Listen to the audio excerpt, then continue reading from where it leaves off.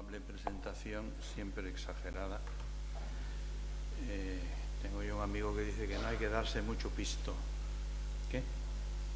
No, yo iré levantando la voz y me levantaré yo de aquí también, porque esta es la peor de las situaciones la mejor para transmitir un somnífero por vía auditiva, pero no para tener al público activado. Bueno, tenemos una misión que... No, es que me estaba acordando, en el año, creo que era 2012, participamos, Marta y yo, en el Congreso de ECHA en París. Y estaba allí François Gagné, que es un gran amigo, y le saludé, le puse la mano en la espalda y estaba sudando. Y digo, ¿qué te pasa? Dice, I'm very nervous. Dice, es que estoy muy nervioso. François Gagné es uno de los investigadores más reputados en el mundo, como hoy tiene un modelo que luego vamos a ver. Y le digo, pero bueno, no me digas que tú a estas alturas te pones nervioso para hablarles aquí a unas gentes. Y pues a mí me está pasando lo mismo, porque me doy cuenta que es una situación de mucha responsabilidad. Esto no es un ejercicio académico sin más, sino que se trata, creo yo, de llevaros unas cuantas ideas que permitan hacer una radiografía rápida de la situación y sobre todo que os den mimbres para seguir en vuestro trabajo.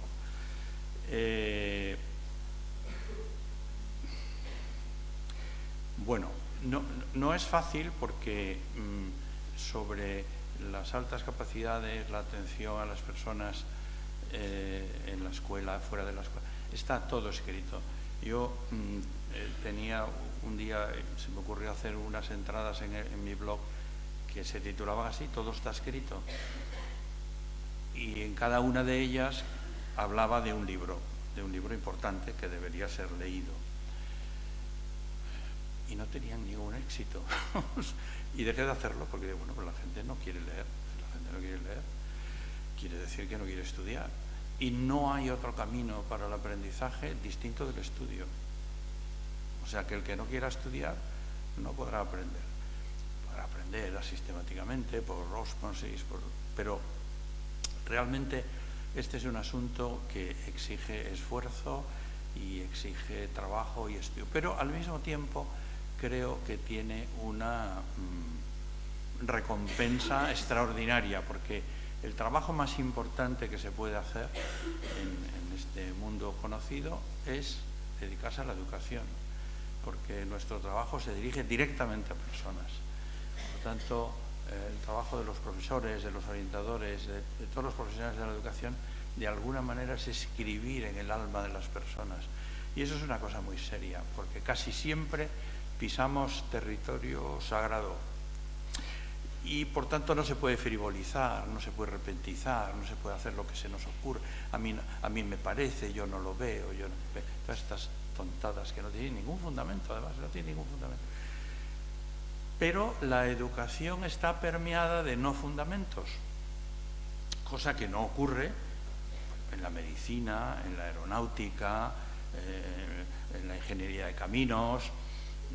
La gente no se le ocurre, oye, es que se me ha ocurrido hacer así este puente, sí. Oye, pero te das cuenta que el puente se puede caer. Buah, pues tampoco será para tanto.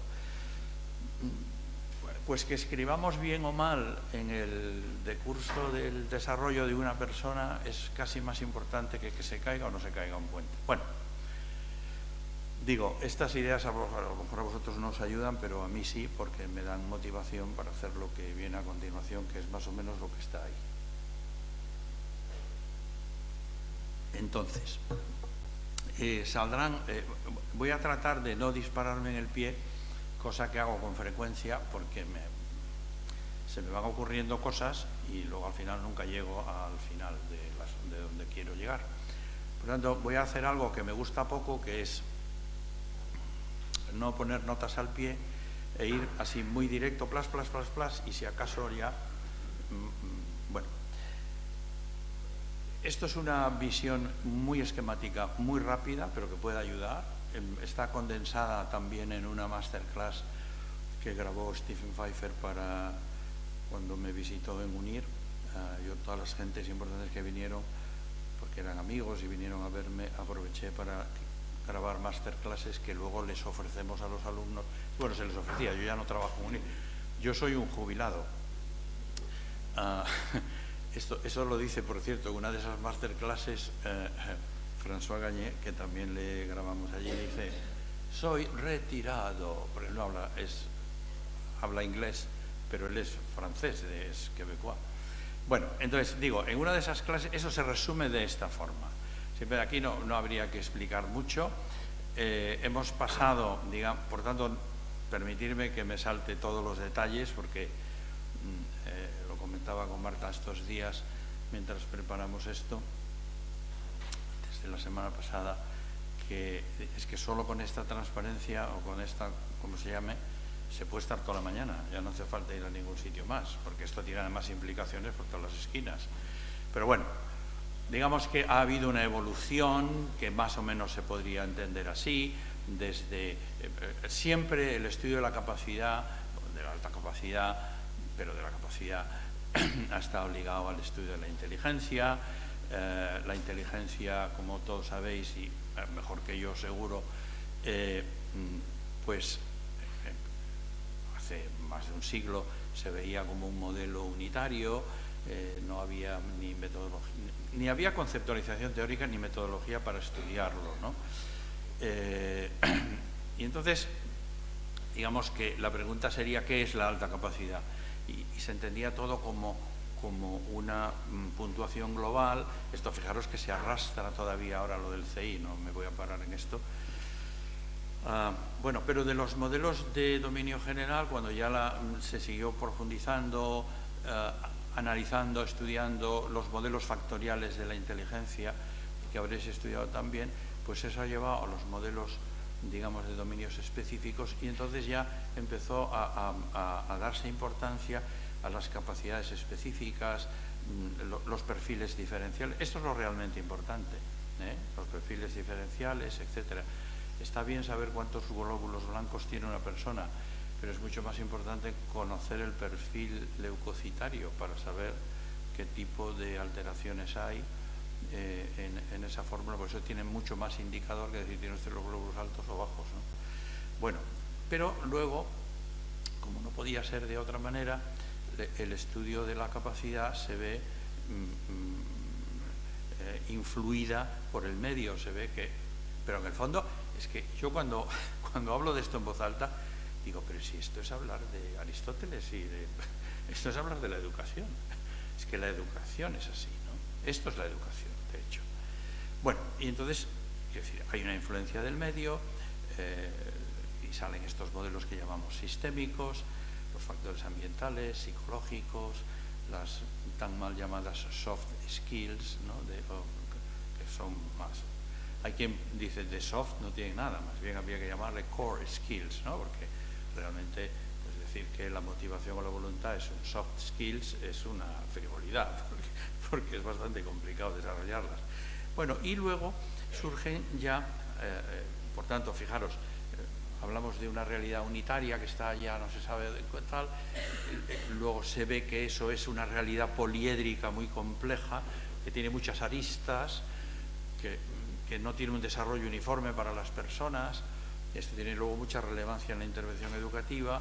Luego se le empieza a dar mucha más importancia a la influencia del entorno, y finalmente, y aquí ha contribuido mucho uno de los modelos que explicaré brevemente, empiezan a surgir con mucha fuerza, sobre todo, yo diría que desde los años 70 más o menos, modelos basados en el desarrollo del talento, que lo que están orientados es al desarrollo del talento, porque se hace una distinción clara entre lo que es la dotación y el talento. Digamos que ahora estaríamos aquí abajo, estos modelos, y ya hemos superado concepciones que han sido útiles, porque los muros que tienen hileras de piedras o de ladrillos, se crea una hilera, se pone sobre la anterior. No podríamos poner la quinta si no estuviera puesta la cuarta, o sea que eso también ha tenido su papel en la evolución del... Bueno, y en estos modelos de desarrollo del talento, es muy importante entender que la capacidad de las personas, las aptitudes, se desarrollan y se convierten en talento o no. Por eso es por lo que yo tengo como esa frase en el blog que dice: el talento que no se cultiva se pierde. No es que el talento va y viene, es que tú puedes tener unas condiciones estupendas para tocar el piano y puedes tener un oído puro y puedes, pero si no ensayas. ¿Sabéis lo que decía Vladimir Horowitz, que era uno de los intérpretes más que se consideraban mejores del mundo? Decía: es que cuando no ensayo un día lo noto. Cuando no ensayo 2 días, lo nota mi mujer. Y cuando no ensayo 3 días, lo nota el público. Quiero decir que no hay talento sin trabajo. Ya está. Por tanto, por eso es, perdonadme la palabra, bueno, iba a decir, no, diré, es absurdo pensar que unas personas son y otras no son. Porque si eso fuese cierto, veamos quiénes son los que son y vayámonos a casa, porque no hay nada que hacer, porque ya son. Lo que pasa es que nadie es, sino que todos estamos en proceso de ser. Y esto que parece una frase bonita, que lo es, pero entraña una realidad. Es decir, que las personas tienen que desarrollar y desplegar y aplicar sus capacidades a los campos de la actividad humana que se consideren relevantes o para los que tengan más o menos aptitudes. Bueno, aquí se citan algunos modelos que no me voy a parar ahora, alguno de ellos sí lo vamos a ver después, pero recuerdo un día, esto lo voy a decir, bueno, no lo voy a decir porque lo están grabando. No, es que estaba un día hablando con unas personas y mencioné a uno de estos, Stanley en concreto. No diré con quién estaba hablando, no, por supuesto, no diré ni a qué se dedicaban esas personas. Y me dice: ¿Stanley? ¿Qué Stanley? Esto es como si estás hablando con un señor de Tarrasa de tejidos y dice: no, pues la seda natural. Y de la seda natural, ¿qué seda natural? Y dice: bueno, ya no sigo hablando de tejidos contigo. Por eso yo le decía siempre a los alumnos, y digo: bueno, vosotros nunca entréis en discusiones pedagógicas alegremente. Lo que tenéis que hacer es a vuestro interlocutor primero preguntarle: oiga, ¿usted sobre esto qué ha leído? Porque esto es muy importante, porque inmediatamente te dice cuál es el horizonte intelectual de tu interlocutor. Sabes lo que ha leído y por tanto sabes más o menos conceptualmente por dónde se mueve o qué cosas conoce o no conoce. Si vosotros vais a aplicar el Talent Search y no sabéis quién es Stanley, digo, pues algo se nos ha perdido por el camino, porque, ¿no? O si os dedicáis a la agricultura, ahora que mencionabais tanto lo de los tractores y tractores, ¿qué es un tractor? ¿Y usted es agricultor? No es posible, ¿no? Es decir, hay cosas que uno puede conocer con más o menos profundidad, pero que no puede ignorar de ninguna manera. Entre otras cosas porque lo exige la propia cultura de la profesión que uno tenga. Bueno, entonces, decía, ¿usted sobre esto qué ha leído? Bien, 2, esta es un poco más complicada. ¿Usted sobre esto qué ha escrito? Bueno, y ya la tercera, que es demoledora, es: ¿y si usted ha escrito algo, quién lo ha leído? Bueno, porque a veces escribes cosas que no lee nadie. Yo estoy seguro que escribo cosas que no lee nadie, pero bueno, me hago la idea de que quizás sí algún día se lean, ¿no? O que puedan ser de utilidad para alguien. Bueno, mirad, Joseph Renzulli, que es un buen amigo, hemos trabajado mucho estos últimos años en cosas juntos, cuando mandó este modelo que tenéis enfrente, no me voy a parar en detalles, lo mandó a un artículo en el año 78, se lo devolvieron y le dijeron que eso no aportaba nada, que era que era una visión, una ocurrencia suya, ¿no? Él sabéis que habla de estos 3 anillos que se intersectan, no para en esa intersección de los 3, dice, ahí están los que son. No, de ninguna manera, ya lo veréis. Esta es una idea que la gente se tiene que quitar de la cabeza. Esa es una. Y dos, que esto no es un modelo de identificación. Y 3, que la capacidad por encima de la media no quiere decir una capacidad exageradamente alta, como ya veréis. Bueno, por decir algo, a partir del percentil 92, él ya considera que hay un 7% de personas que pueden pasar a formar parte del pool de talento. Pero bueno, el compromiso con la tarea y la creatividad son muy variables y muy dependientes del contexto, de la materia y de los momentos y de las circunstancias. Hay cosas que me gustan y cosas que no me gustan. Entonces no se puede... Entonces, claro, cuando ves algunos diagnósticos, algunas cosas que se ven por ahí, o algunas cosas que están en los boletines oficiales de las administraciones, pues se te erizan los pelos, porque se pretende que los niños... Se busca como una secuencia de características que son siempre es intersección, intersección, intersección, parece que hasta que se llega al conjunto vacío, ¿no? Bueno, por lo tanto, sí, es que este niño tiene la capacidad muy alta, tiene un gran compromiso con no sé qué, pero con esto sí, con lo otro no, y además tiene muy poca creatividad.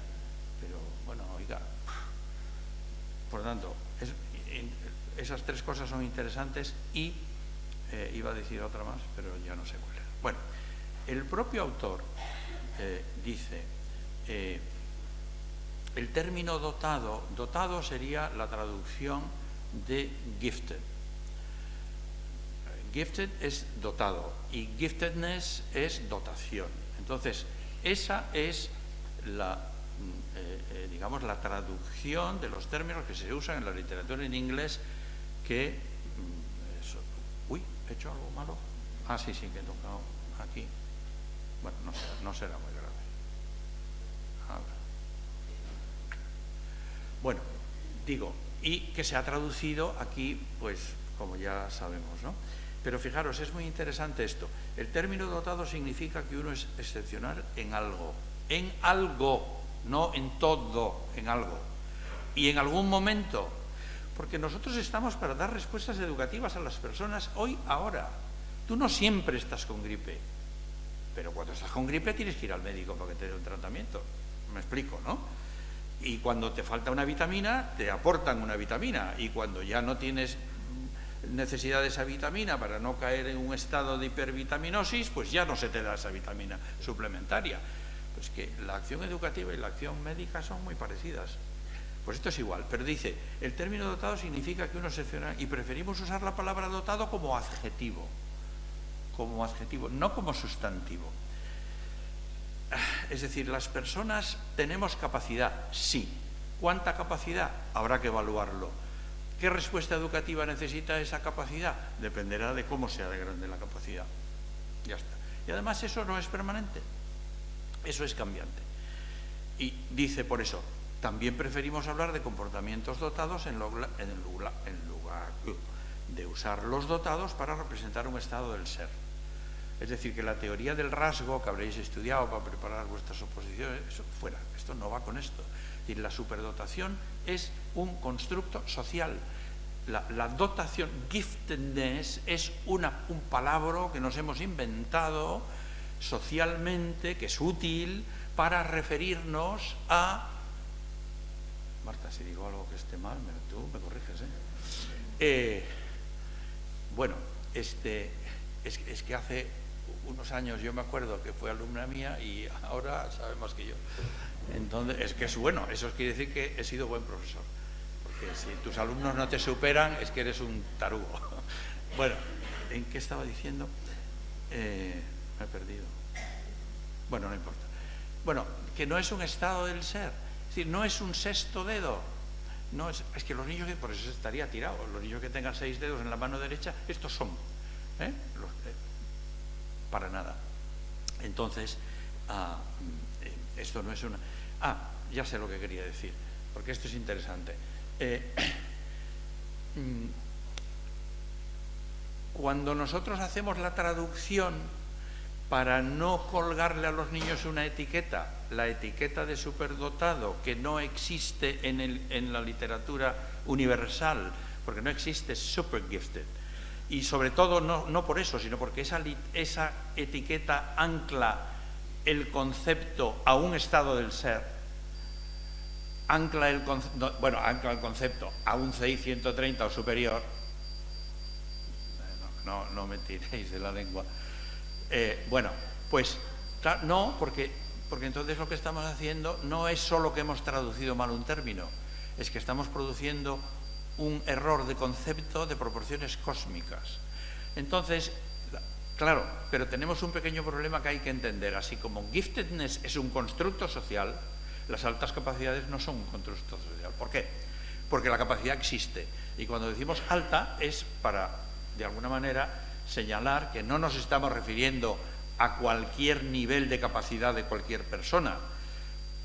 Porque una persona que tenga una capacidad media, probablemente su capacidad se ve saturada suficientemente por el currículo regular. Pero si su capacidad es alta, necesita otras, sobre todo necesita, bueno, capacidad y velocidad de aprendizaje son dos cosas que van muy unidas. Yo creo que me entendéis. Y dice él mismo, pues lo he traído aquí, esto es, bueno, lo leo en 2 minutos, dice, el modelo de los 3 anillos, dice Renzulli, creo que hay una entrada en mi blog que dice, el modelo de los 3 anillos explicado por su autor, que es un vídeo breve de él, donde explica su modelo. Digo, porque a veces la gente dice, pues yo lo he leído aquí, yo lo he leído allá, y generalmente son traducciones, de interpretaciones, y al final acaban convirtiendo el modelo de los 3 anillos en un modelo de identificación. Pero oiga, ¿pero usted de qué va? Sí, vamos, no solo que todo está muy bien descrito en la literatura, yo he tenido la suerte y la oportunidad, y considero afortunado por ello, de haber podido discutir estas cosas personalmente con los autores.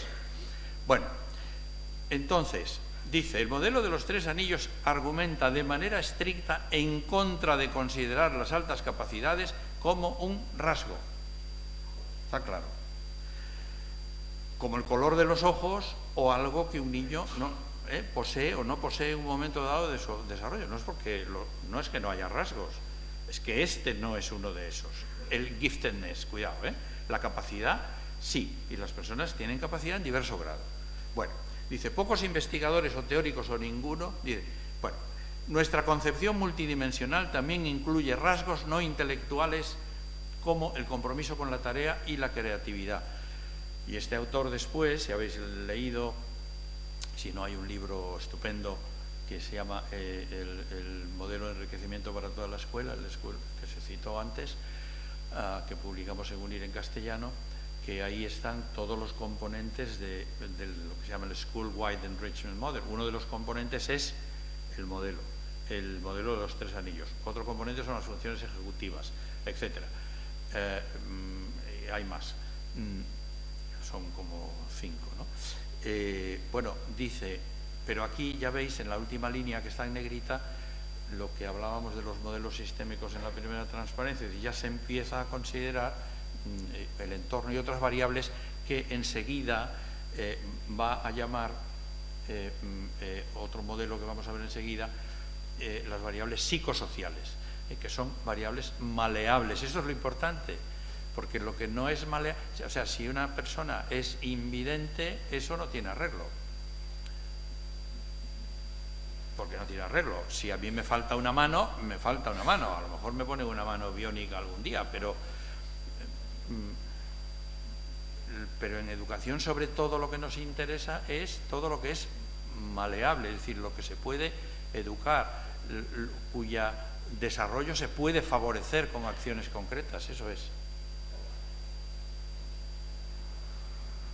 Bueno, entonces, ya está, eso ya lo habéis leído para que luego son evolutivas, esto es muy importante, son multidimensionales, hay patrones muy diferentes, perfiles muy distintos, hay niños, veíamos en el tren ayer de casualidad, no sé cómo lo encontramos, un niño de, ¿qué tendría? 3 años, jugando al ajedrez con un profesional, y, bueno, era un vídeo para ver, yo no sé de dónde sale eso, pero era una cosa increíble, casi ni miraba el tablero y en fin, bueno, no entiendo mucho de ajedrez, pero aquello parecía impresionante, para que luego digan que la precocidad es una cosa y la capacidad es otra. No. De hecho, el modelo del Talent Search se basa en que los jóvenes más capaces son prioritariamente precoces. ¿Y qué? Quiere decir que cuando tienen gripe tienes que atenderlos, y si luego ya no la tienen, pues ya no tienen que recibir esa atención específica. Es decir, que natural. Bueno, por lo tanto, hay que tener mucho cuidado porque en educación somos muy dados a las etiquetas, o la etiqueta es lo fácil. Entonces, a este sí, este no, este... Y lo mismo ocurrirá en otros campos que yo no he tratado, del ámbito de la educación especial, etcétera. Hay que tener mucho cuidado con las etiquetas, ¿no? Bueno, entonces, dice, fijaros, porque claro, es la evolución desde el año 78 que surgió aquel primer modelo que por cierto este modelo no lo habréis visto muchas veces con esta cosa que se llama de pata de gallo, que es el houndstooth. De la pata de gallos, lo que está detrás de los anillos, siempre se representaba con los anillos. La pata de gallo Rensselaer lo puso cuando empezó a poner más énfasis en el entorno, en el ambiente, en las circunstancias personales. Y por eso los anillos no están en el vacío. Las personas no estamos en el vacío, estamos en un tiempo y en un espacio concreto y en un entorno concreto, ¿no? Pero fijaros, y luego dice, leo lo de abajo, dice, optimismo, el coraje, el romance con la disciplina, la sensibilidad a las preocupaciones humanas, la energía física mental, el sentido del destino, etcétera. Muchas de estas cosas que forman parte del desarrollo armónico de las personas. Bueno, fijaros esto, él habló también clásicamente, no me voy a parar en esto, lo que se llama el Schoolhouse Giftedness, quiere decir la dotación para el niño de buen rendimiento. Pues se dice, no, este niño no puede tener alta capacidad porque tiene mal rendimiento. No, cuidado. Personas que no rinden en la escuela por razones múltiples y diversas que no siempre están ligadas con su capacidad. Pero dice, el artista no es nada sin el gift, sin el don. Pero el don no es nada sin el trabajo. Por eso esa frase que se repite tanto. Sí, bueno, la inspiración, lo bueno es que la inspiración te encuentre trabajando, ¿no? Bueno, pues esta es la cuestión, trabajo, ¿eh? Bien. Dos, esto así suena muy fuerte, pero yo lo voy a liquidar en dos palabras. Bueno, serán tres. Si queréis leer un artículo, bueno, el mejor artículo, yo se lo he dicho muchas veces, le digo François, el mejor artículo que has escrito es uno que se llama De los genes al talento, que está en la revista de Educación, el número 368, que es un monográfico que yo edité con Pfeiffer, que está en inglés y en castellano.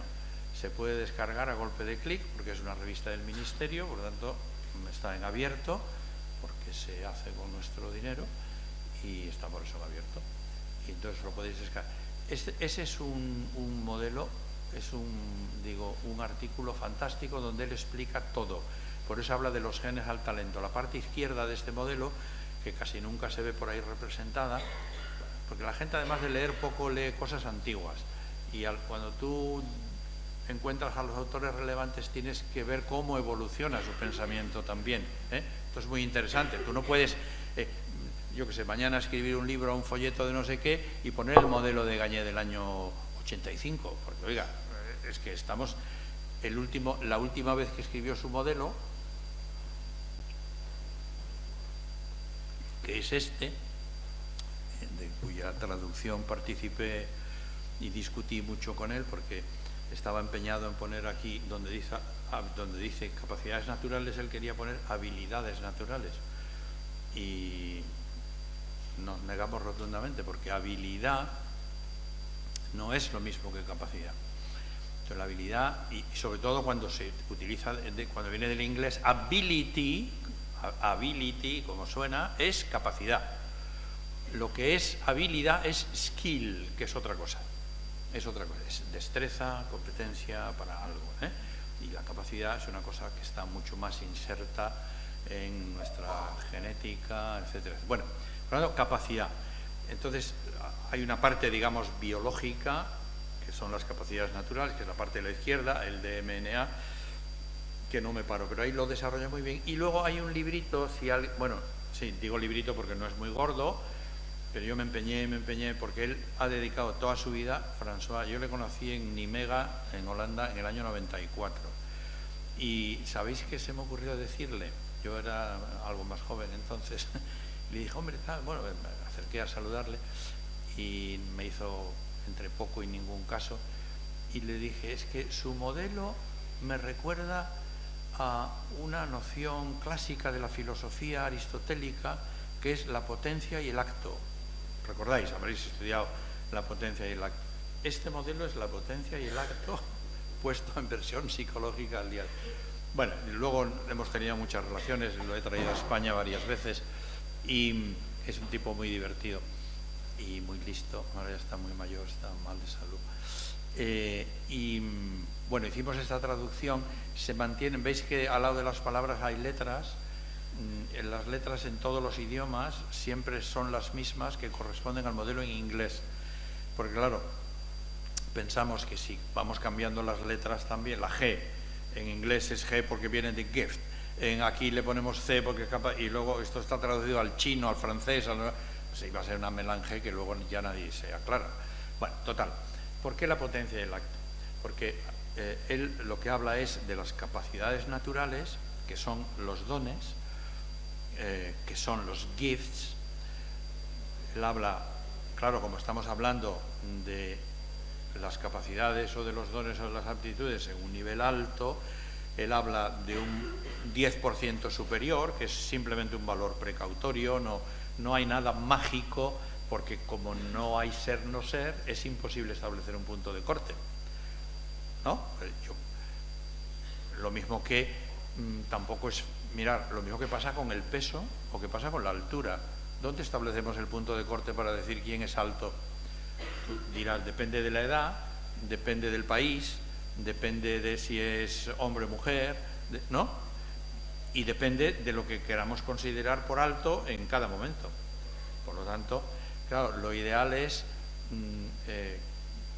esa barrera removerla. El ideal de todo lo que estamos hablando aquí cambiará en su discurso cuando consigamos una cosa que quizás diré al final, que es que la escuela, bueno, ya lo digo, que la escuela sea verdaderamente personalizada, porque entonces ya no hace falta atender, porque cada uno tendrá una atención perfectamente personal, adaptada a sus necesidades en cada momento.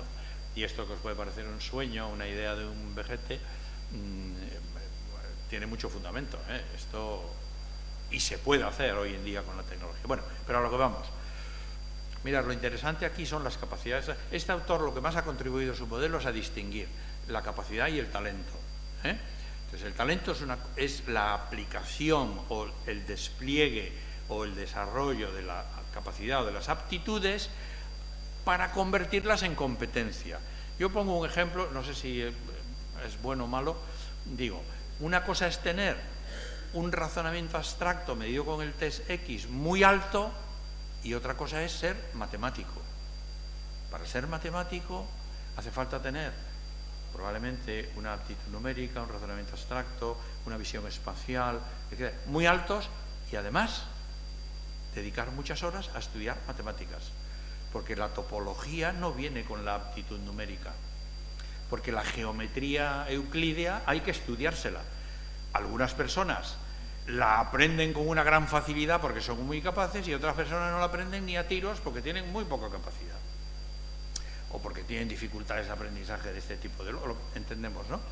Y dices, ¿y será así de sencillo? Es así de sencillo. Es así de sencillo. Bueno, por eso la potencia y el acto. Es decir, uy, este niño podría ser un gran violinista, esta niña podría ser una gran bailarina.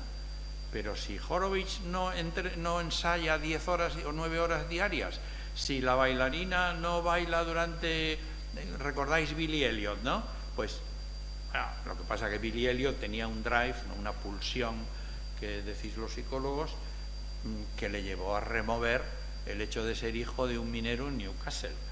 O sea, todo el entorno, todo el ambiente era, o sea, ese niño estaba más perdido que el Baleares, pero sin embargo su gran pulsión le llevó a remover todos los obstáculos hasta que llega. Entonces a mí se me quedó grabada ¿recordáis la última imagen? El padre llorando en el patio de butacas en la ópera en el ballet de Londres, y él da ese salto en el aire, ¿no? Y se congela la imagen. Bueno, eso es el triunfo de vuestro trabajo. No todos van a ser Billy Elliot, ni todos, si aquí estuvierais entrenadores del tenis, no todos van a ser Carlitos Alcaraz, pero los que puedan serlo, que lo sean. Y los que solo puedan ganar la Vuelta Ciclista a Ciudad Real, pues que ganen la Vuelta Ciclista a Ciudad Real. Y en cualquier caso, que todas las personas desarrollen lo que tengan de manera óptima para estar en equilibrio y ser felices. Que eso, en el fondo, el objetivo último de la educación, dejémonos de historias, es la felicidad. Hay un libro que se titula así, de profesor Altalejos, Educación y Felicidad. Bueno, ¿qué decía yo? Esto, las capacidades naturales tenemos que convertirlas en competencias, ¿de acuerdo? Por tanto, esto se resume en estas tres cosas. Dotación, capacidades naturales, se refiere ahí. Los talentos son capacidades sistemáticamente desarrolladas. Es decir, bueno, yo creo que está claro. Entonces yo puse ahí una especie de ecuación, una manera de representarlo. ¿Qué es entonces el talento? El talento es una función de la capacidad, o mis aptitudes, el trabajo que esté dispuesto a poner en esto, y los catalizadores. Los catalizadores que no he mencionado aquí son los catalizadores que se llaman ambientales e intrapersonales, que no vamos ahora a describir, pero ya podéis entender. Bueno, aquí hay una cosa, no, sí está, en el último modelo hay una cosa que ha suprimido, que no está suprimida aquí, pero bueno, ahora no nos importa mucho, dentro de los catalizadores. Es decir, que además podríamos decir que la capacidad no es más que una parte de la ecuación. Luego está el desarrollo de todas esas dimensiones, la motivación, el locus de control, las atribuciones causa, en fin, toda la parafernalia de variables. Bueno, bien. Por tanto, yo después de mi insistencia estoy muy contento con ese libro de la izquierda, porque le dije, tienes que escribir un libro, tienes que escribir un libro. Y lo escribió, ahí está. Es un libro que se llama así, ¿no? Diferenciando la dotación del talento. El modelo diferenciado de dotación, la perspectiva del modelo diferenciado de dotación y talento, la perspectiva sobre lo que es el desarrollo del talento. Bueno, solo se refiere a su modelo, ya está, son 150, 100 páginas. Luego es muy interesante, pero estos son para la revista de la derecha, la he mencionado antes, es aunque aquí esta es la portada de un artículo en castellano que él escribe de su modelo, pero en esta revista tenéis otros muchos artículos de Renzulli, de Pfeiffer, de Subotnik, etcétera, ¿no? Mira, hablando de que me estoy alargando, ¿no? Bueno, no os preocupéis porque yo ahora me salto 400. Que tengo que hablar de qué. Bueno, bien, y este es otro modelo muy interesante. Tenéis un artículo en la revista 368 de 2015, el citado, que acabo de mencionar, donde está este modelo. Entonces, fijaros, solo me paro en una cosa: capacidad, competencia, pericia, eminencia. Esos son los niveles de desarrollo. Y hay algunas personas, voy a poner otra vez el ejemplo del tenis, que llegarán a ser Carlitos Alcaraz, o Djokovic, o quien queráis, ¿eh? Y si hablamos del ciclismo, pues en Navarra siempre citamos a Indurain. Algunos llegarán y otros no, pero bueno, lo que sería un drama es que una persona quiera tocar el piano y no le dejen tocar el piano. El problema es que el que quiera ser pianista, ponerle un piano, y luego ya, por otro lado, desde un punto de vista egoísta, me decía Stanley, es que la gente, y lo dejó escrito, dice, la gente tiene que darse cuenta de que estos niños nos necesitan hoy, ahora, nos necesitan a nosotros, pero nosotros los vamos a necesitar a ellos mañana. Es decir, ¿quiénes van a desarrollar una comprensión más profunda de cómo funciona un oncogen, o que van a proponer una teoría alternativa sobre esto, lo otro, demás? Las personas más capaces. Las personas más capaces son las que producen cambios en la ciencia, que producen cambios en el conocimiento, que producen cambios y que producen una mejora social. Eso no quiere decir, como ya muchos, es que entonces no, si eso no quiere decir es atender a los demás, quiere decir atender a estos como merecen ser atendidos. Es decir, eso es lo que es una escuela inclusiva, y eso es lo que es una enseñanza verdaderamente equitativa, ¿eh? La equidad es eso. Bueno, lo decía Aristóteles, Es tan injusto tratar desigualmente a los iguales como tratar igualmente a los desiguales. O sea, la equidad supone dar a cada uno lo que necesita, no dar a todos lo mismo, no buscar la igualdad de resultados, etc. Bueno, fijaros, simplemente, la alta capacidad puede verse como un proceso de desarrollo. El rendimiento es la medida de la capacidad al principio. La eminencia es la característica, digamos, final. Pero esto es aplicado al modelo de Swan. Las variables cognitivas como psicosociales juegan un papel esencial, porque son maleables y necesitan ser deliberadamente cultivadas. Entonces, cuando dicen, no, bueno, es que los expertos no se pueden... Bueno, esto es otro modelo que es de Stenberg, pero ahora no nos vamos a parar. Pero fijaros lo que dice arriba, novato, lo que dice abajo, experto. En el fondo, el desarrollo de las personas de cualquier capacidad, pero de los más capaces, es tratar de que desarrollen al tiempo que sean capaces competencias propias de expertos. Ya está. Es decir que, bueno, no me puedo parar. Y luego hay otro modelo que también es muy interesante, pero solo digo a lo que viene ahora al caso. No hay que verlo solo desde la inteligencia o el alto rendimiento, sino también el potencial para rendir. Este es el modelo tripartito de Pfeiffer, que pone énfasis en la misma cuestión: desarrollo, evolución. Bueno, en el fondo, la educación de los más capaces viene del campo de la pedagogía diferencial. Y la pedagogía diferencial, yo un día escribí algo sobre rescatar la pedagogía diferencial para la escuela. ¿Qué ocurre? Que la educación especial estaba en su origen dentro de la pedagogía diferencial. Lo que pasa es que luego fue adquiriendo suficiente nivel de desarrollo para ir, digamos, independizándose, ¿no? Bueno, y esto es lo del modelo del Talent Search, que es otro modelo de desarrollo del talento. Esto es súper interesante, como vamos a hablar de Talent Search después, ahora no me paro. Solo voy a decir una cosa. Lee J. Cronbach, que es uno de los padres de la medida en educación, es como decir, bueno, lo habréis estudiado en mil cosas, Cronbach, dijo en el acto de jubilación de Julian Stanley,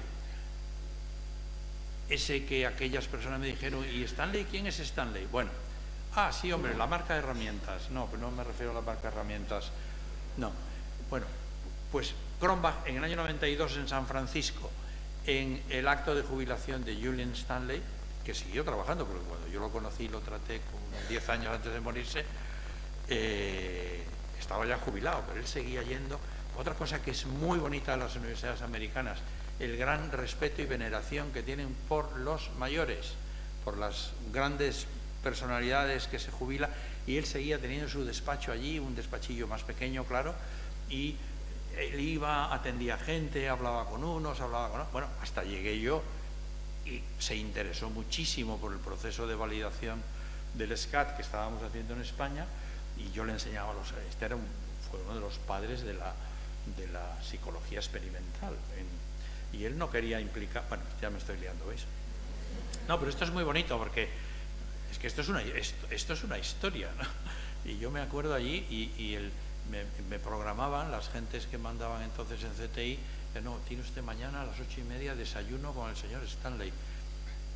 A un español ir a trabajar a un desayuno es raro, pero bueno, así era, ¿no? Y allí íbamos, entonces venía con su mujer, bueno, entonces usted hablaba en inglés, para mí complicadísimo, pero bueno, nos entendíamos, y yo llevaba, entonces fijaros, en los años que han pasado, pues yo llevaba acetatos, pero acetatos en color, que aquello ya era la bomba, ¡bah! Pero fijaros, esto no existía nada, ¿eh? Bueno, pues con aquellos carpetones que pesaban lo que no está escrito, íbamos viendo los gráficos de la validación y tal, y entonces me dijo, ya utilizaba usted aquí el coeficiente de correlación biserial, ¿y por qué no el biserial puntual? Porque claro, sabe usted que en mi libro hay un libro que es que se llama Educational Measurement, de un autor que es Thorndike, que habréis leído también o estudiado, que es la Biblia de la medida. Pues él tiene un capítulo allí sobre fiabilidad y no sé qué, no sé cuál. Pues he escrito yo allí un capítulo. Pues cuando yo volví a España, un día me llegó una carta con su letra, tenía una letra así muy rara, con una fotocopia de la parte de ese capítulo donde hablaba de la conveniencia de usar un coeficiente o el otro.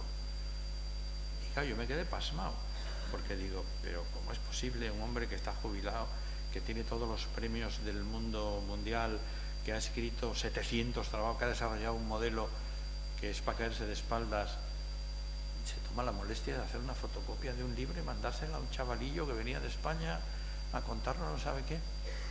Bueno, tipo encantador.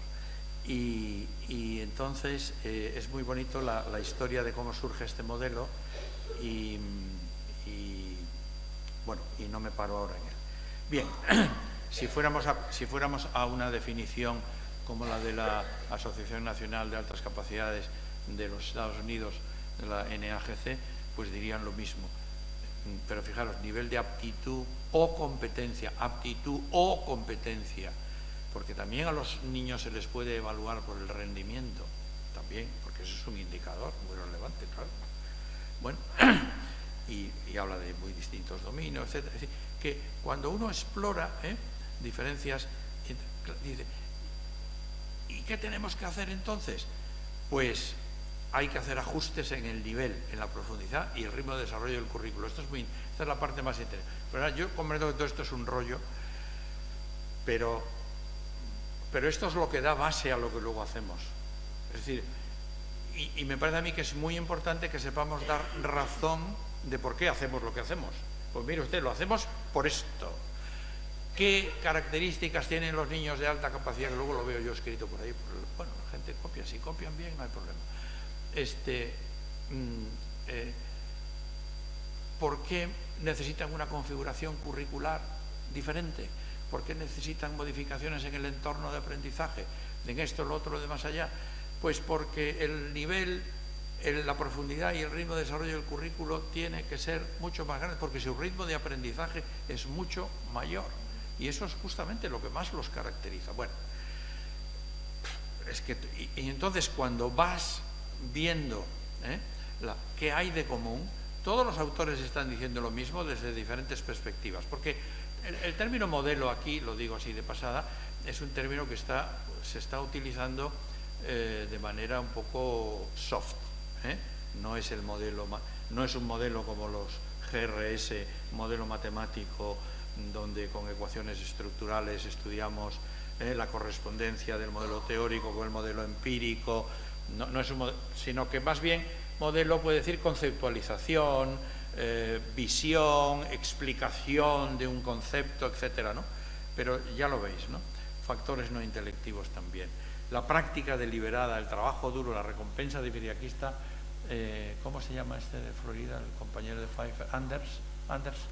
Anderson, que siempre que habla de la regla de las... Bueno, que es otro enfoque, pero habla de la regla de las 10.000 horas, ¿no? Se habla por ahí. Nadie que no dedique 10.000 horas a un asunto se puede considerar mínimamente experto en ese asunto. 10.000 horas, ¿eh? Bueno, trabajo duro, recompensa diferida, autodisciplina. No hay nada que hacer. Si no quieres aprender, nadie te puede ayudar. Y la frase sigue, sí, pero si quieres aprender, nadie te puede parar. No estoy seguro de esta segunda parte. Bueno, entonces, veis, todos los modelos al final se podrían consolidar aquí.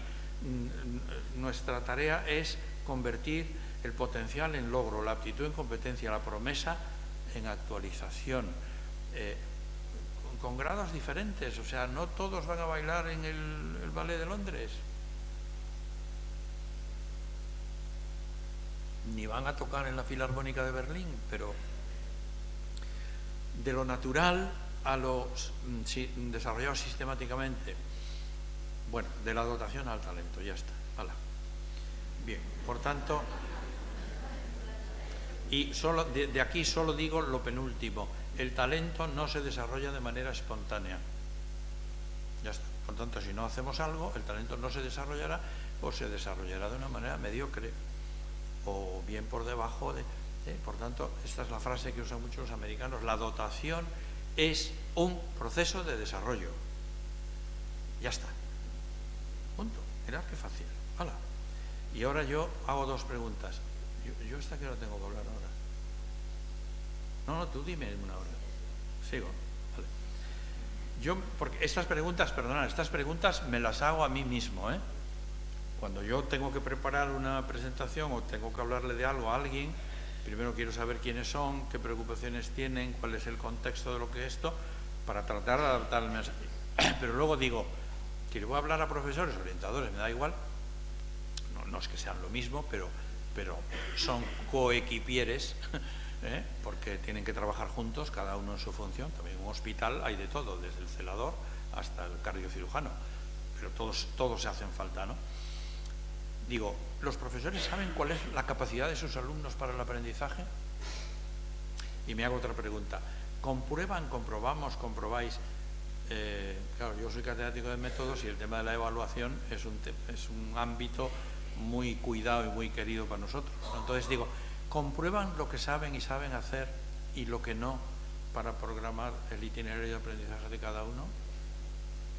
Bueno, estas son dos preguntas que tendríamos que respondernos. Y aquí estáis personas de equipos directivos de colegios, vosotros tenéis que responder a estas preguntas o pensarlo, o en una reunión con los profesores decir, oye, nos planteamos esto y esto qué significa para nosotros, o cómo esto puede cambiar, porque yo creo que la respuesta en general, no en este selecto grupo, pero todos los que no están aquí tienen este problema, que no saben cuál es la capacidad de sus alumnos y deberían saberlo. No de los más capaces, de todos sus alumnos, y entre todos estarán los más capaces. Y habrá otros que tengan una capacidad modesta. Que eso es claro. Lo que pasa es que las personas que tienen dificultades de aprendizaje o capacidades modestas para el aprendizaje se autoidentifican. Porque el niño no lee o la niña no suma. Entonces aquí algo pasa. Pero ¿y qué pasa con el niño que suma pero podría estar haciendo ecuaciones de primer grado? Que dice, mamá, vete tú al cole porque yo me aburro. Porque lo que me enseña allí la señorita... Nosotros hemos tenido niños en CTI que nos decían, bueno, esto que hemos visto aquí, esto en el colegio lo hacemos en 2 semanas y aquí lo hacemos en 2 horas. Un niño que es capaz de dominar una cuestión en 2 horas, si lo torturas durante 2 semanas, llegará a desarrollar eso que los psicólogos decís, pautas de conducta desadaptativas. Dirá, que es decir, que vaya al cole tu madre, porque yo eso no lo aguanto. Porque el profesor está siguiendo un sistema start-stop, y voy, y vengo, que va muy bien para algunos alumnos, pero para otros no. Es que, claro, este modelo, yo cuando vi el aula, al entrar dije, horror. O sea, quiero decir, ¿por qué horror? Porque yo no tengo por qué estar 1,5 metros por encima de vosotros. Mentalmente no lo estoy, podéis estar tranquilos. Pero quiero decir, a mí me gustaría estar y además que esto, en vez de ser así, fuese un arco. ¿Para qué? Para que no, en vez de veros el cuello, os vieseis la cara. Porque es muy importante, cuando le hablas a la gente, mirar. Pero mirar. Pues hay gente que no es capaz de mirar a la cara. Desde aquí es más difícil, pero yo miro y veo, esta no está de acuerdo, aquel frunció el ceño, la otra parece que está de acuerdo, el otro dice que... Claro, con los ojos se manda mucho. Entonces, claro, si tú desconectas del público, sí, traducir esto a una clase con niños, ¿no? Por tanto, pues es muy... Bueno, en fin, esto quiere decir estas dos cosas, identificación del potencial y establecimiento de estándares de rendimiento y demás. Bueno, entonces, ahora sigo. Bien. ¿Por qué he traído yo esto aquí? Bueno, esto es una curva normal, que son... Es que me da vergüenza decir, esto no tengo que decirlo, porque esto ya lo sabéis, simplemente observarlo un momentito, por si luego hago referencia, ¿no? Y fijaros, he marcado ahí 2 cositas que son 125 y 130, que equivalen al 5% y al 2,28%. En cualquier población suficientemente grande esto es así, no porque haya algo mágico y otra cosa importante, que el CI es una escala. El CI fue un concepto, un cociente, por eso es cociente y no coeficiente. Que coeficiente es el término periodístico. No hay periodista que no diga coeficiente, pero no es un coeficiente, es un cociente entre la edad mental y la edad cronológica. Eso ya ha pasado un poco a la historia y ahora el CI se maneja como una escala de puntuaciones transformadas, una transformación lineal, donde CI es igual a 100 más 15Z, punto. Cualquier cosa se puede expresar en una escala de CI, incluso el peso o la altura, cualquier variable. Simplemente con tener la media y la desviación típica, la aplico y digo, tú tienes un CI de peso, bueno, sería absurdo porque el CI está asociado con las medidas de inteligencia, ¿no? Pero bueno, entonces, pero es muy interesante quedarnos con este 5% o incluso podíamos ir más atrás, ¿no? Pero bueno, dos palabritas sobre lo que está pasando o lo que viene pasando en España desde hace años. Esto visto así dirían, oye, pues muy bien, esto cómo todo mejora, todo mejora, pero resulta que no, ya veréis que no tanto. Bueno, claro, si esto lo tienes que explicar a gente fuera de España, mejor esto no uses esta transparencia, ¿no? Pero fijaros, 8.600 personas, no entro en que están correctamente identificados por un procedimiento, no, vamos a darlo por bueno. Pues bueno, dices, hombre, parece que cada año se identifican más, ¿no? Y ahora estamos en 46.238. Me interesa la magnitud del problema, no la exactitud de la cifra, porque eso ahora no importa. Bueno, es decir, bueno, esto ha ido creciendo. Estos son los últimos datos que ofrece el Ministerio, los 46.238. Bien, entonces yo aquí tengo una tabla con todas las comunidades y digo, vamos a ver cómo está esta película. Esto está muy pequeñito para verlo desde ahí, pero bueno, otra vez, en grosso modo parece que aquí tenéis 360.000 alumnos aproximadamente. Sí, bueno, y figuran, según el Ministerio, identificados oficialmente el 942, es decir, 942, si yo no me he equivocado, de 360.000, es el 0,26%. Quiere decir que hay identificados 0,26% de niños de alta capacidad. Pero si los niños de alta capacidad, es decir, los niños que empiezan a necesitar una configuración curricular o una medida educativa específica, más o menos extrema, más o menos diferenciada del alumno regular, fuesen un 10%, deberíamos encontrar en algún sitio 36.000. Bueno, si esto fuese así, pues claro, aquí hay un déficit del 97%, quiere decir, el 97% de los niños de alta capacidad Castilla-La Mancha no están identificados. Si cogiéramos otra referencia, que fuese, por ejemplo, el 5%, bueno, podríamos jugar mucho con los números, pues tendrían, claro, el 5% pues es la mitad del 10%, pues serían 18.000, y en ese caso el déficit sería solo del 95%. Es decir, fijaros, tenéis aquí trabajo para hasta cuando os jubiléis, porque pues no tenéis nada que buscar ni nada. Bueno, entonces esto, fijaros, hecho así sobre... Pero esta es una situación, que es una situación real, porque, bueno, ya veréis. Situación de España en conjunto. Si aceptamos por un momento lo inaceptable, es decir, que unos niños son y otros no son, y que además lo son cuando tienen un CI de 130, en una población como la española, un CI de 130 lo tienen, como las puntuaciones de CI se distribuyen normalmente, porque los test se construyen para que así sea, porque la distribución normal de los test se produce por el porcentaje de ítems fáciles, muy fáciles, difíciles, difíciles, de dificultad media, es decir, la distribución de puntuaciones de un test se puede cambiar en cuanto se cambie la dificultad la composición de dificultad de los ítems. Por eso, bueno, habría que ir a otro, bueno, no me entro aquí, que serían modelos de TRI, que es otra cosa. Bueno, pero bien, siendo así como es, pues el 2,28% de los niños deberían estar identificados. Y el 2,28% de 8.300.000 son 190.000, en números redondos, 190.000 en España. Y dijimos que había 46.000. Pues echar la cuenta. Pero si esos fueran el 5%, si el 5% merecieran nuestra graciosa atención, pues tendríamos que tener 450.000, 15.000 niños. Pero si fuéramos un poco más piadosos y quisiéramos atender al 10%, pues que habría razones teóricas suficientes para hacerlo, necesitarían estar identificados 830.000. Y si fuera el 15%, pues 1.245.000. Entonces la pregunta que te hace el periodista, ¿pero cuántos niños de alta capacidad hay en España? Pues no sabemos, porque la capacidad siempre es una cosa referida a otros. No, porque no es un problema de ser o no ser, ¿entendéis la historia? Porque si fuera, no, son los de 6 dedos en la mano derecha. Oye, los contamos y ya está, son tantos. O sea que no. Por eso la prevalencia es una cuestión, y por eso parte de la respuesta educativa hay que darla también fuera de la escuela, porque para algunos, no muchos, pero para algunos, los que están muy arriba, muy arriba, muy arriba,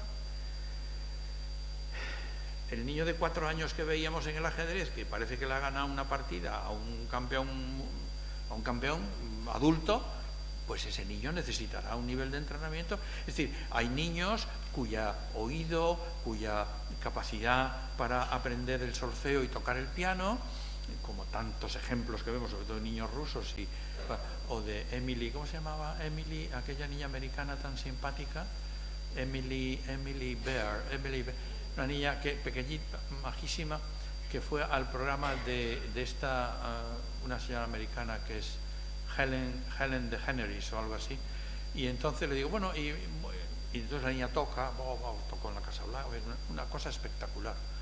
Empezó a tocar a los 2 años y entonces la presentadora en un momento determinado le dice, ¿y podrías, pues no sé, tocar algo para mí, componerme algo así sobre la marcha? Dice, sí. Y empezó a tocar una melodía, bueno, más o menos, no sé la dificultad que tendría, no entiendo mucho de música. Y claro, la presentadora y el público se quedan todos pasmados viendo aquello. Le dice, ¿y esto? No, dice la niña, no, just came out. O sea, no, simplemente me ha salido. Bueno, Helen no puede ir a la clase de música con todos los demás niños, ya se entiende, ¿no?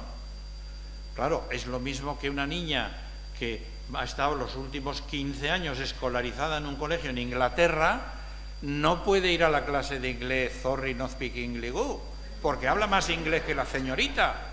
Es que esto lo entiende cualquiera. Entonces dice, bueno, a esta niña vamos a dejarle con unos cascos o algo que vaya haciendo una cosa diferencial y que se lea Shakespeare mientras, ¿no? Es que son cosas tan de sentido común que, bueno, entonces, la realidad es que tenemos estos, y esto es lo que supone bueno, ya vale de efectos sonoros, pues quiere decir que según que tomemos, pues tenemos los déficits que ahí veis. Es decir, que entre el 89 o el 76, si queréis, y el 94% no están identificados. Y aquí tendréis lo que os corresponda según los datos que esto. Pero no diría yo que, dice, porque luego hay otra cosa muy interesante, pues la gente porfía y dice, no, bueno, pues eso me faltaba, pues ahora sí yo cómo voy a evaluar a todos. Yo siempre lo he escrito, además lo he dicho muchas veces, hay que evaluar a todos los niños, lo siento por los orientadores ahora que me vais a odiar, pero oye, vosotros pedid que os den medios, ya está. O decir, bueno, terminaré de evaluar a todos los niños de todos los colegios en el año 2060. Entonces a lo mejor alguien hace algo, pero esta es la realidad. Hay que evaluar a todos los niños de todos los centros y hay que conocer no solo sus capacidades, sino otras dimensiones de otras variables, que Marta os hablará de esto, que son imprescindibles en su proceso educativo y en su proceso de aprendizaje y en su proceso de desarrollo. Y entonces pasa lo que dicen lo que decía aquella profesora Johanna Raffan, ya ha muerto recientemente, que decía, Javier, tenemos que dejar, decía, no hablemos de education of the gifted, hablemos de gifted education for all. Es decir, no hablemos de la educación de los gifted, hablemos de una educación gifted, o sea, una educación premium para todos, que eso es de lo que se trata. Esa es la escuela equitativa y la escuela inclusiva, y lo demás es literatura barata. Así lo pienso y así lo digo. Entonces, fijaros, cuando... Ese aplauso es para el consejero, para que os dé más medios. Fijaros, a mí me tranquiliza mucho que la gente diga, sí, efectivamente, este es el problema y tenemos que tratar de resolverlo. Lo que me pone de los nervios es cuando la gente niega el problema, porque negar el problema es cerrar los ojos a la realidad. Otra cosa distinta es decir, oye, tengo este problema y no sé cómo resolverlo, porque no tengo tiempo, no tengo recursos, no tengo formación, no tengo lo que sea. Pues venga, vamos a ver cómo podemos avanzar. Por tanto, lo que estáis haciendo vosotros es una cosa heroica. O sea, si no lo viera así, os puedo garantizar que yo no habría venido, porque estoy escribiendo un libro sobre estas cosas y estaba en mi casa allí muy bien, pero he venido encantado, y os agradezco mucho que me atendáis. Pero, ¿qué pasa cuando, digo, bueno, a ver, ¿qué evidencias les puedo yo dar para que ya digan, es como ese padre, yo voy buscando como ese padre cuando está porfiando con su hijo adolescente, diciendo, no, porque esto, porque lo otro, y está esperando que el niño baje la cabeza y diga, sí, papá. Cosa que no ocurre nunca, jamás, ¿no? Bueno, pues yo trato de buscar, digo, cuando nosotros lanzamos la red y empezamos a evaluar, lo hemos hecho, Marta sobre todo lo ha hecho, en muchos centros de muy diverso tipo, no creáis, no, es que esos eran colegios de no sé qué, o sea, no, lo hemos hecho en Icastolas, en tíos que están estudiando en euskera y han hecho los test en castellano, en fin, nunca he visto ni oído, y aun con todo, cuando tiras la red, pues nos hemos encontrado esto, claro, que un 14% de los niños tenían percentiles 95 o superior. Entonces diréis, eso ni siquiera cumple la curva normal. Es cierto, porque estos tampoco no son una muestra representativa de la población, sino que es una muestra que tendrá sus sesgos, etcétera, ¿no? Pero lo que está claro es que estos niños estaban ahí. ¿Y sabéis qué pasa? Que los niños que tienen dificultades siempre son conocidos. Los niños de alta capacidad muchas veces no. Dicen, bueno, yo no lo veo. Yo no lo veo. Bueno, entonces esto me lo voy a pasar volando, porque estos son curiosidades que, bueno, entonces, de algunas ya hemos hablado. Esto, y además, cuando eso que está en verde quiere decir que es una entrada del blog, es una foto que cogí y pegué ahí. Pensar que ahora lo pongo aquí entre comillas, porque es un término que yo no uso, y cuando lo usé en el pasado, cuando empecé yo con esto en el año 93, lo usábamos, pero con idea también evolutiva, pero al ver que esto se ha ligado al CI, esto no tiene tal, por eso si lo tengo que escribir, que procuro no hacerlo, lo pongo. La dotación o el gifted, bueno, y entonces yo, que por eso proponía, creo que he sido uno de los principales proponentes del término altas capacidades para desvincularlo de esto, pues luego te encuentras que la gente es tan creativa que dice alumnos de altas capacidades y superdotados. O sea que no solamente no he resuelto el problema, sino que lo hemos complicado todavía más, ¿no? Bueno, es decir, pero ya yo creo que ha quedado claro aquí la cuestión, ¿no? Bueno, el segundo mito, lo del cociente intelectual, y el tercer mito es, lo siento, es más trabajo para los profesores. Es que los niños tienen que ser evaluados periódicamente, porque la experiencia y la investigación muestra hasta el aburrimiento que las capacidades quizá no es lo que más cambia, pero cambian a lo largo del tiempo, y sobre todo que los profesores cada año, con cada grupo, pues tenemos que saber cada niño qué necesidades tiene, que las necesidades de las personas son cambiantes, porque hoy me interesa la polución en los ríos y mañana me interesan las energías renovables, y yo no puedo tener el mismo interés, la misma motivación, la misma creatividad y lo que a usted le parezca en todo, para todo, siempre, porque eso no es la realidad, porque ninguno de vosotros aquí tiene el mismo interés, la misma motivación y las mismas ganas en todo, para todo, siempre. Porque unas veces habéis hecho unas cosas, otras veces otras. Ahora hubo un tiempo que jugasteis mucho al tenis, hubo por lo menos 7 veces en vuestra vida que habéis tratado de aprender inglés, etcétera, ¿no? Bueno, normal, porque las personas también cambiamos. Caramba, ¿por qué no aplicamos esta misma idea a la educación con los niños? Bueno, esto ya ha quedado tan claro que me lo salto. Entonces esto es... esta niña la encontré un día no sé dónde y me acompaña siempre que hablo de esto porque me parece muy simpático, ¿no? Bueno, pero ya está dicho, dotado y dotación, que es de lo que estamos hablando, y esto me lo paso simplemente y os quedáis con el titular. Mi hijo tiene un CI porque yo le pregunté a una madre, le digo, oye, ¿qué tal, cómo va tu niña? No sé, lo que fuera, un día me la encontré por la biblioteca y me dice... No, sí, me dijeron que mi hijo tiene un CI de 145, pero que no es superdotado. Eso le dijo. Entonces digo, bueno, y la madre dice, yo ya no lucho más. Pero entonces digo yo, ¿qué tipo de tratamiento o sea, una persona que dice esto, ¿qué tipo de tratamiento le damos? algún librito para que lea, un electroshock, una lobotomía, no, quiero decir, bromas aparte. Bueno, pues que la gente tiene ideas muy peculiares, pero claro, si esto es lo que piensa el profesor o la profesora de mi hijo o de mi hija, yo tengo un problema. Y entonces yo a los padres siempre les digo, vuestros mejores colaboradores son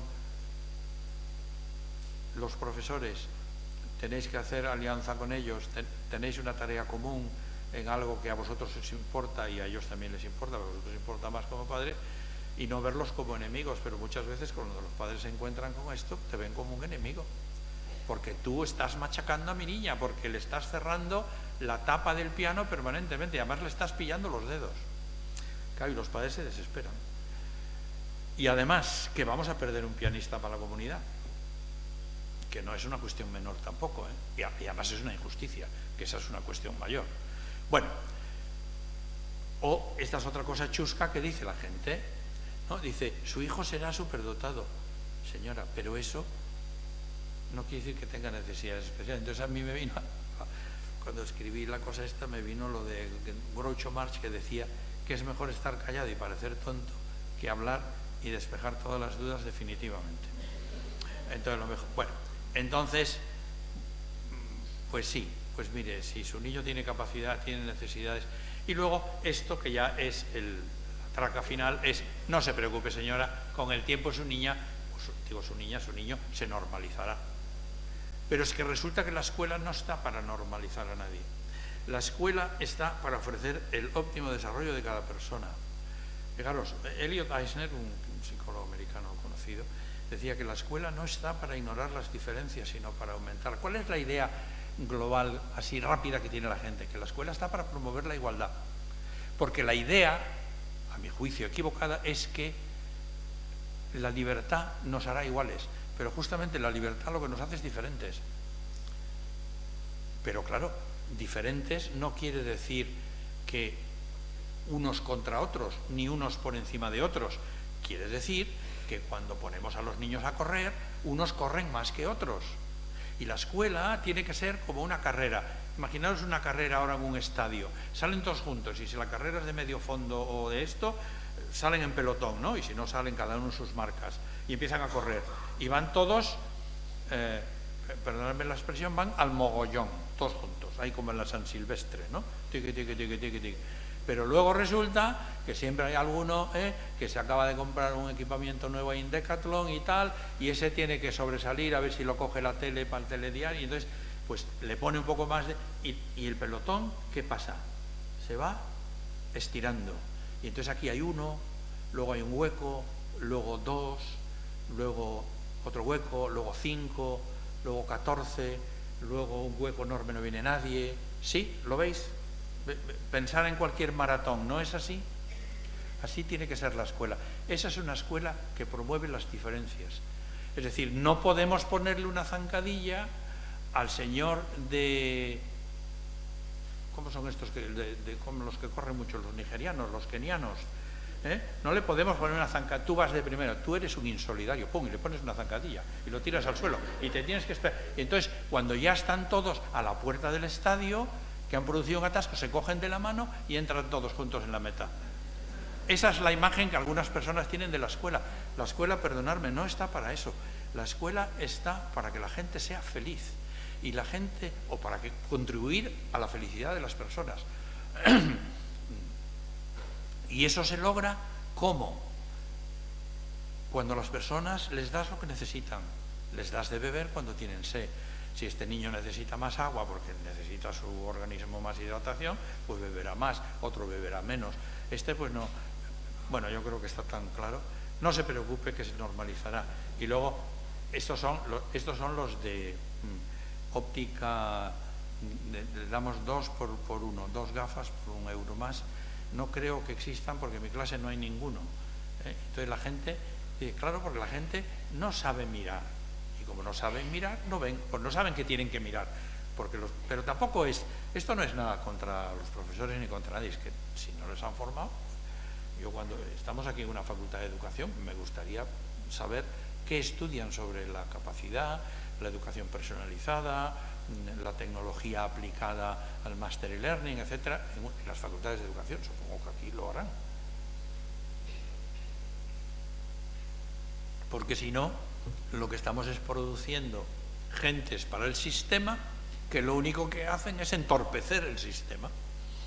Por eso es tan importante que haya mucha relación entre vosotros y los pardillicos que están aquí, lo digo con todo cariño, que están aquí estudiando. Porque, claro, yo decía, oye, es que si no los formamos y no les damos las claves, cuando lleguen a la escuela van a creer que no van a creer nada, van a reproducir el modelo con el que han sido enseñados, que es un modelo de oposición, es este, a mí ahora no me ha quedado más remedio, y además cuando esto tiene su sentido, vosotros sois profesionales, nosotros somos profesionales y estamos compartiendo una tarea común y por lo tanto estamos transmitiendo mucha información en poco tiempo, dando pistas para que vosotros sigáis trabajando. Esto tiene sentido, pero esto no tendría sentido hacerlo así durante una semana, porque lo que realmente tendría sentido es decir, hay que pasar de la exposición a la discusión. Pero para que eso se pueda hacer tenemos que tener lecturas, tenemos que ser colegas. ¿Sabéis lo que quiere decir colega? Personas que leen cosas comunes. Yo no puedo tener una discusión con un grupo de alumnos sobre las altas capacidades que no saben nada, porque eso es un diálogo de besugos. No, tú primero te lees esto, y cuando te leas esto y respondas estas 5 preguntas sobre este capítulo de este libro, entonces vamos a ver entonces tenemos una discusión. Pero tenemos que tener un fundamento común, porque si no, ¿de qué vamos? Bueno, por tanto, nada, a los profesores hay que ayudarles. Y luego ya lo del CI 130. Bueno, esto solo leo esto. Mira, el CI no es una huella dactilar de la persona. Eso es lo primero que hay que entender. Las personas no nacen con un CI, pero no es que lo diga yo, que yo no soy nadie. Es que lo dice Kaufman, que estaréis hartos de utilizar, pues que no tiene test Alan Kaufman, y el KBC y los 1000 historias que manejáis o que usáis o que dice, se trata de una estupidez, lo dice así en inglés también, de una interpretación errónea muy frecuente. No existe tal cosa como el CI de una persona. Este es un constructo que varía. Cambia el test y verás cómo cambia el CI. Cambia el examinador el día de la prueba, lo que ahí dice, que ya lo leéis. Esto es una cosa que es muy importante, por eso no podemos decir. Fíjate además si esto lo ligas a una etiqueta y lo ligas a un cromosoma de oro. Y por tanto tú ya has sentenciado a una persona de por vida. Es como decir, no, es que este es malo. Hombre, la gente tenemos maldades y bondades y siempre tenemos un pequeño potencial de optimización. Y podremos mejorar. Bueno, es que si no creyéramos esto, ¿cómo nos vamos a dedicar a la educación? Bueno, bien. Bueno, lo de cuántos son, aquí hay cosas muy chuscas. Por cierto, solo diré una.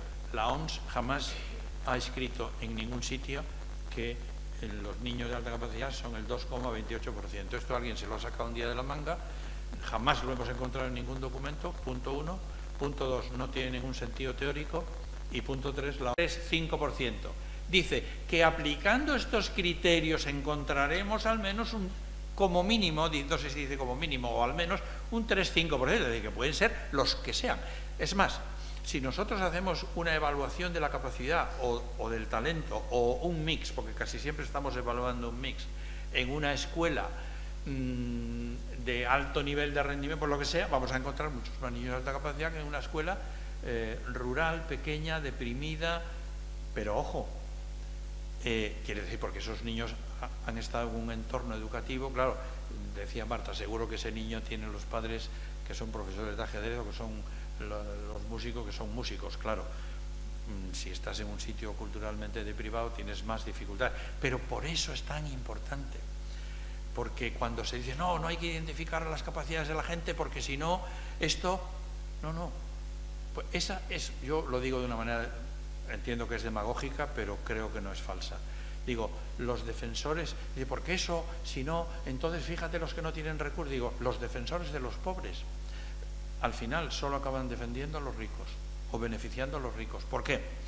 Porque si tú dices, no, aquí hay que tratar a todos igual, porque todos somos iguales en este mal sentido de la igualdad. Muy bien, como yo tengo dinero, pues yo me buscaré mis recursos y me traeré una institutriz de Calahorra o de Inglaterra, ¿me entendéis lo que quiero decir? Y yo que no tengo recursos, tú, no hay piano para ti, chico. o no hay bicicleta para ti, niña, tú te aguantas con lo que tienes. ¿Veis? Y la justicia social justamente está en cambiar la idea. O sea que justamente a quien más tiene que beneficiar un planteamiento global de la atención al desarrollo del talento es a los que tienen menos recursos. Y a los otros también, claro, porque todos son ciudadanos que pagarán sus impuestos un poco. Bueno, entonces, ahora hablas tú, ¿no? Bueno, ¿qué? Digo, no, ahora tendremos que... Bueno, oye, perdonadme porque esto ha sido un asalto a mano armada, pero bueno, simplemente tenemos mucha tarea, tenéis mucha tarea para hacer. Me parece que es una tarea apasionante. Luego volveré a hablar de otra cosa, ¿eh? Pero, digo, por resumir, hay mucho por hacer, pero el hecho de que haya tantos centros que estáis implicados en una tarea de este calibre. Yo escribí en mi blog, voy a contar una maldad, escribí en mi blog 3 cartas, un día me dio por ahí. Entonces, además, como yo ya tengo una edad en la que no tengo, quiero decir que me puedo permitir algunos lujos porque me da igual, no tengo que hacer currículum, vaya. Y entonces escribí un día una carta a los profesores, que está bien. Luego escribí una carta a los directores, esa ya era un poco más ácida. Y luego escribí otra a la administración, que esa era terrible. Y entonces digo, sí, porque, claro, y entonces, las he rescatado las 3, he rehecho un poco los textos y lo voy a poner no en el prólogo, sino en el preámbulo. El libro que estoy escribiendo tiene un prólogo, que es el prólogo de todos los libros, y luego un preámbulo, es decir, como, mire, primero vamos a dar este rodeo, si esto le irrita, ya mejor no siga leyendo, porque luego ya viene el libro. Bueno, pero entonces quiero decir que encontrar una administración que realmente está dispuesta a tomarse en serio el contenido de los términos que usamos, como es atención a la diversidad, escuela inclusiva, equidad, etcétera. Bueno, me parece simplemente que esto hay que sacarlo en el periódico, porque no, lo digo en serio, yo no, porque no es nada común. Entonces, sí que me gustaría dejar esta idea de que yo creo que este es el enfoque, pero no es el enfoque porque he venido yo aquí de Pamplona, porque ya veis que yo me he apoyado básicamente en autoridades en el campo, que son las autoridades mundiales en esto. Detrás de esto hay toda la bibliografía, toda la investigación que os podéis... Pero no tendríamos vida suficiente para leer todo lo que está escrito, pero no solo como las concepciones teóricas, que ya son muy relevantes de las personas, sino luego las aplicaciones prácticas en la escuela y fuera de la escuela. Y de hecho vamos a hablar de 2 modelos aquí, Talent Search por un lado y el modelo del SEM o de la puerta giratoria, etcétera. Y entonces creo que aquí habría una oportunidad, que eso sí sería única en el mundo, porque siempre el SEM y el Talent Search se han visto como opuestos, porque uno es el padre del enriquecimiento y otro es el padre de la aceleración, y esto tiene sus historias. Bueno, luego si tengo tiempo os lo explico. Aquí se podría hacer una cosa, una especie de simbiosis, y por tanto creo que es un proyecto muy intelectualmente muy interesante y vitalmente muy relevante para todos los que estáis implicados. Bueno, gracias por la atención.